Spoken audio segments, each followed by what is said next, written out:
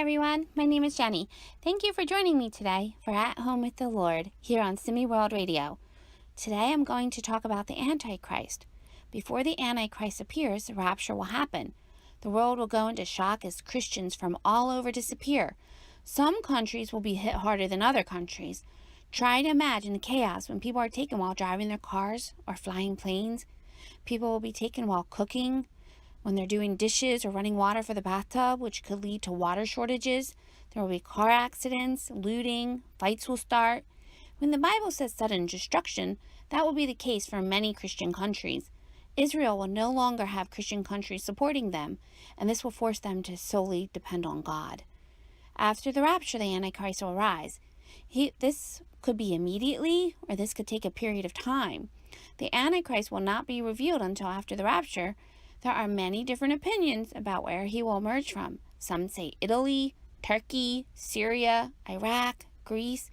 We are really not sure. The Bible says in Daniel 9:26, he will be from the people who destroyed the temple in 70 AD.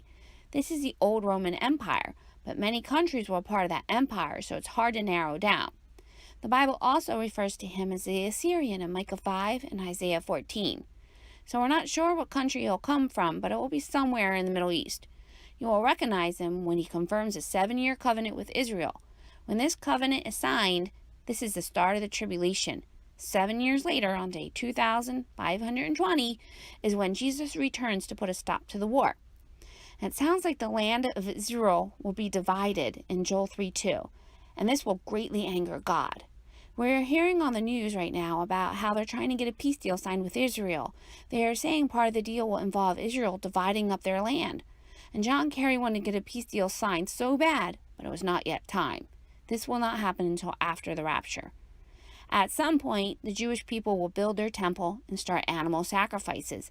Midway through the 7-year deal, at the 3.5-year mark, the Antichrist will stop the sacrifices. He will go into the temple and claim to be God, per 2 Thessalonians 2:4. An image of him will be set up in the temple by the false prophet. The Antichrist will go into the temple, but there needs to be a temple. Right now, the Temple Institute already has the building plans for the new temple. They have replicated and restored sacred vessels for their services, like the golden menorah. The altar is built. They have their priestly garments made.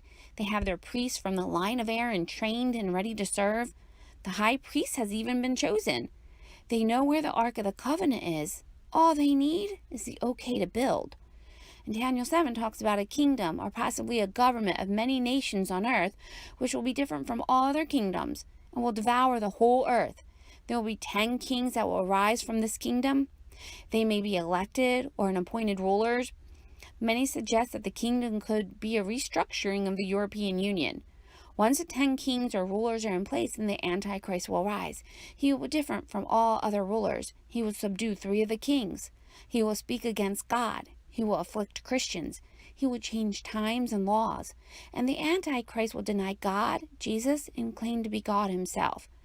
And so here are some verses that describe the Antichrist. In Daniel 8:23, it says, "A fierce-looking king, a master of intrigue will arise, who will become very strong, but not by his own power.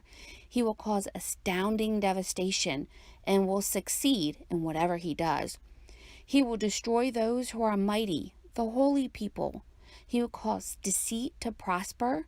He will consider himself superior, and when they feel secure, he will destroy many and take his stand against the Prince of Princes. Yet he will be destroyed, but not by human power." And then in Daniel 11 talks about how he will corrupt by flatteries. He will not regard the God of his fathers, nor the desire of women, nor regard any god, for he shall magnify himself above all. He will divide the land for gain, that's Israel. He shall enter into many countries and overthrow them, and he shall enter into Israel. In Revelation 13 calls him, the Antichrist, the beast out of the sea. And to him the dragon, which is the devil, gave his power, his throne, and his great authority. This is what Satan tempted Jesus with in the wilderness, but he is giving his kingdom and authority over to the Antichrist.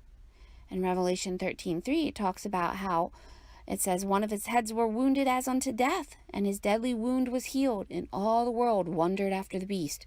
Whoever does not worship his image shall be killed. And it was given unto him to make war with the saints, and to overcome them. And power is given him over all kindreds, and tongues, and nations. And all that dwell upon the earth shall worship him, whose names are not written in the book of life of the Lamb. In Isaiah 14, 16, and 17, it says, he will make the earth tremble and shake kingdoms. He made the earth a wilderness and destroyed cities.